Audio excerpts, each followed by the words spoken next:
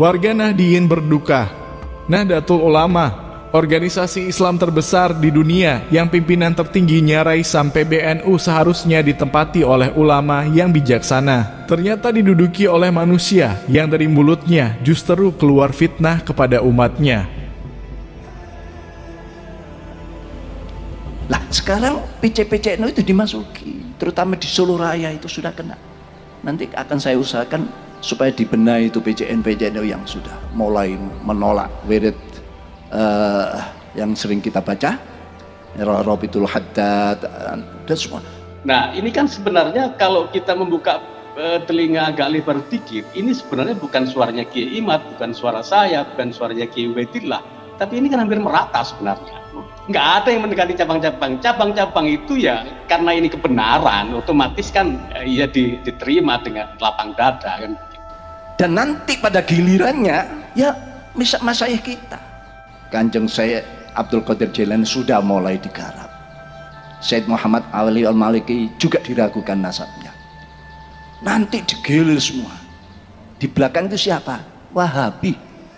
Termasuk framing bahwa di framing Wahabi atau di framing anak-anak yang liar atau hanya 1-2 personal itu menjadi tidak begitu penting, karena memang pasti akan kelihatan siapa sih Kiai Imaduddin Usman Al-Bantani, siapa sih Kiai Ubaidillah, siapa sih Syed Qori, siapa sih Soleh Basyari, kan gampang aja nge-tracknya itu. Itu makhluk dari mana, kan bukan makhluk asing gitu. Jadi kejauhan kalau Wahabi atau apapun.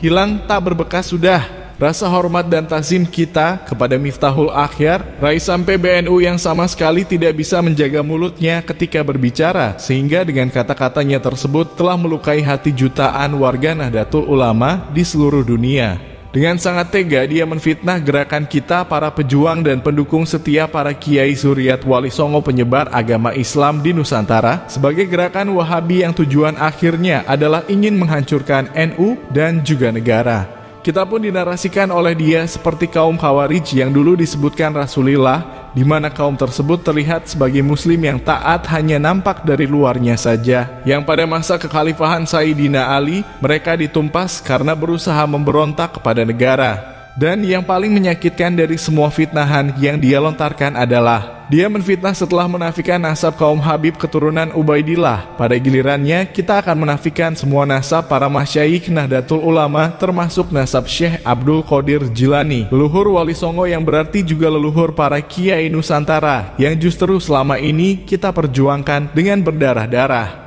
Sungguh sebuah fitnah yang luar biasa kejinya. Akibat ketidakmampuan dia menjawab terputusnya nasab kaum Habib keturunan Ubaidillah, dia tega menyebarkan fitnah yang sangat keji kepada kita warga NU yang tidak sejalan dengan jalan pikirannya, dan itu sudah lebih dari cukup menggores luka yang sangat dalam di hati kita, yang mungkin luka tersebut tidak akan pernah hilang bekas goresannya. Dalam polemik nasab kaum Habib keturunan Ubaidillah, kita tidak memungkiri bahwa memang banyak dari kalangan Wahabi yang ikut nimbrung seolah-olah sejalan dengan perjuangan kita. Dan tentu saja kita tidak akan bisa mencegah mereka, sebab mereka punya kepentingan sendiri yang jelas berbeda dengan perjuangan kita, yang tujuannya adalah mengangkat derajat Kiai Nusantara agar tidak selalu dianggap lebih rendah jika disandingkan dengan kaum Habib keturunan Ubaidillah. Sangat picik jika karena Wahabi yang fahamnya selama ini menolak adanya zuriat Nabi karena Nabi tidak memiliki anak laki-laki, kemudian sekelas Raisam PBNU pun menuduh kita sebagai Wahabi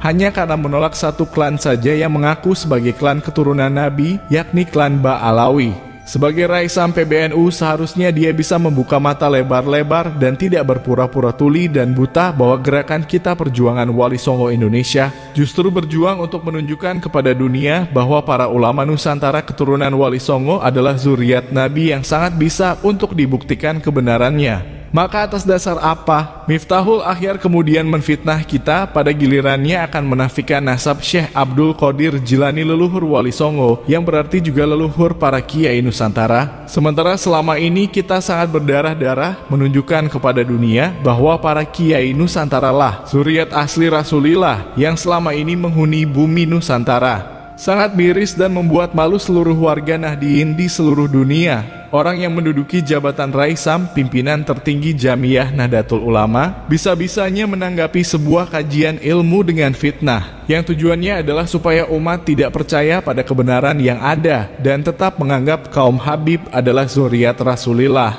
Miftahul Akhyar, dengarlah. Teruslah engkau membela nasab palsu kaum Habib keturunan Ubaidillah dengan cara kotor dan hina, supaya umat Islam semakin banyak yang sadar bahwa sekelas kiai besar pun jika membela nasab Bani Ubaidillah, maka yang bisa mereka lakukan hanyalah dengan framing dan fitnah belaka.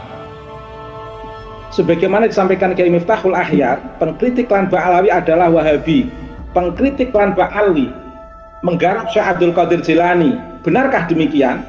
Sebagaimana yang dikatakan oleh Kiai Haji Miftahul Akhyar, setahu saya yang meragukan nasab Syekh Abdul Qadir Jilani adalah salah satu oknum di PBNU, Saudara Dr. Fakhrul Razi. Dan yang merendahkan derajat Syekh Abdul Qadir Jilani adalah dari Habib, yang menjadikan makom Syekh Abdul Qadir Jilani di bawah sosok bernama Faqih Muqaddam. Kalau kemudian Kiai Rois Am juga menyebut-nyebut tentang Qanun Asasi yang ada keterlibatan Habib Muhsin, kalau saya nggak salah menyimpulkan. Tetapi kan di bagian-bagian Qanun Asasi yang diterjemahkan oleh Kiai Mustafa Bisri, Gusmus, lagi-lagi saya tadi mengutip, saya makmum pada Mustasyar dalam hal ini kepada Gusmus, adalah bahwa di situ disebutkan seburuk-buruk manusia adalah yang peka. Peka ini itu oleh Gusmus dimaknai dalam tanda kurung mereka yang tidak mau menerima kebenaran, dan yang bisu, mereka yang tidak mau yang bertanya dan menyebarkan kebenaran. Nah itu. Nah ini bagian dari Qanun Asasi juga. Jadi yang kita perjuangkan adalah masih satu garis dengan Qanun Asasi itu. Ini saat-saat dimana Gusmus harus rela, harus berkenan, harus mewakafkan dirinya, bukan hanya sekedar menjaga NU secara kultural maupun secara struktural seperti hari ini, tetapi harus mengambil langkah yang lebih signifikan, yaitu dengan mengambil alih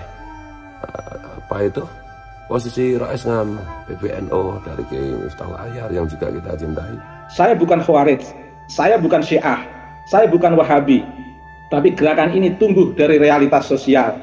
Akhirnya dari saya bertawasul kepada Syekh Abdul Qadir Jilani, Wali Songo, Pangeran Hasanuddin, Pangeran Sambu, dan Syekh Mutamakin. Allah wujud, Muhammad lagi wujud. Apa meneh sira ingsun ini wujud to? Ya sira ya ingsun ing asmane Allah, la ilaha illallah, Muhammadur Rasulullah.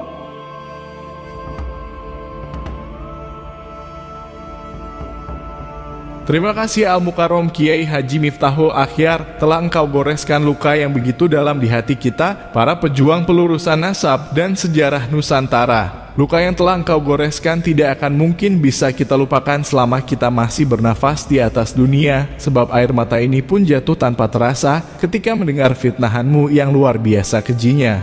Rasa sedih, kecewa, amarah kini telah bercampur aduk menjadi satu. Ada rasa tidak rela Nahdlatul Ulama yang selama ini kita cinta dan kita bela mati-matian ketika dihina banyak kaum Habib keturunan Ubaidillah, kini dipimpin oleh manusia yang sangat jauh dari sifat bijaksana, sehingga menginginkan polemik segera selesai dengan cara menfitnah salah satu pihak yang memiliki lebih sedikit keterkaitan dengan dirinya. Kita sebagai orang awam saja bisa paham bagaimana seharusnya sikap seorang pemimpin organisasi besar ketika berusaha menyelesaikan konflik di antara umatnya, yakni dengan memanggil kedua belah pihak yang sedang bermasalah, meminta agar keduanya menunjukkan bukti yang valid kepada publik tentang klaim siapa yang paling benar di antara keduanya.